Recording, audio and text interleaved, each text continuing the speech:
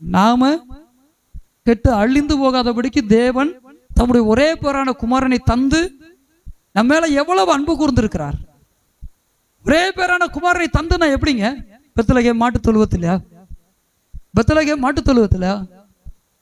Bethlehem மாட்டு தொழுவத்தில் இயேசு பிறந்த பொழுது அவரை கண்டுகொண்டவர்கள் யார் என்றால், நன்றாக புரிந்து கொள்ளுங்கள், நன்றாக விளங்கிக் கொள்ளுங்கள். சில மெய்ப்பர்கள், அதற்கு பின்பாக சில நாட்களுக்கு பின்பாக சொல்லுங்க சாஸ்திரிமான்கள், ஒருவேளை 3 பேரோ அல்லது அவர்களோடு கூட ஒரு 10-15 பேரோ.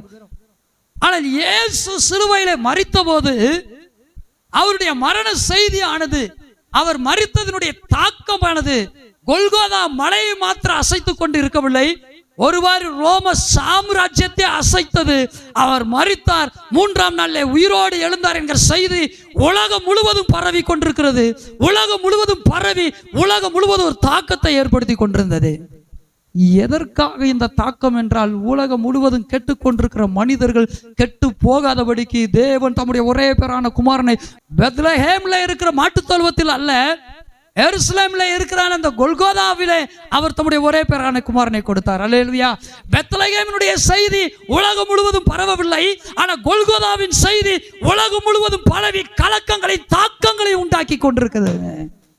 அடந்தோ பரிதாபம், உலகத்தின் முடிவுக்கு வந்த உடனே இன்றைக்கு கொல்கதாவின் செய்தி பரகிறதோ இல்லையோ, எங்கே பார்த்தாலும் பெத்லகேமின் செய்தி தான் பரவி கொண்டிருக்கிறது. உங்களுக்காக இயேசு பிறந்திருக்கிறார், இயேசு பிறந்திருக்கிறார், இயேசு பிறந்திருக்கிறார். ஆடுங்கள், பாடுங்கள், நடனம் ஆடுங்கள், பணத்தை விரைமயமாக்குங்கள், இப்படி செலவழியுங்கள், அப்படி செலவழியுங்கள் என்று. இயேசுவின் பிறப்பு என்பது நற்செய்தியானதை காட்டிலும் ஒவ்வொரு மனிதனுக்குள்ளாக பெரும் தாக்கங்களை உண்டாக்குகிற, ஒவ்வொரு மனிதனையும் ரட்சிப்புக்குள்ளாக வழிநடத்துகிற ஒரு செய்தி உண்டென்றால் அது கொல்கோதாவின் மலையிலே நமக்காக தம்முடைய ஒரே பேரான குமாரனான இயேசு கொடுக்கப்பட்டாரே, அந்த செய்தி தான்.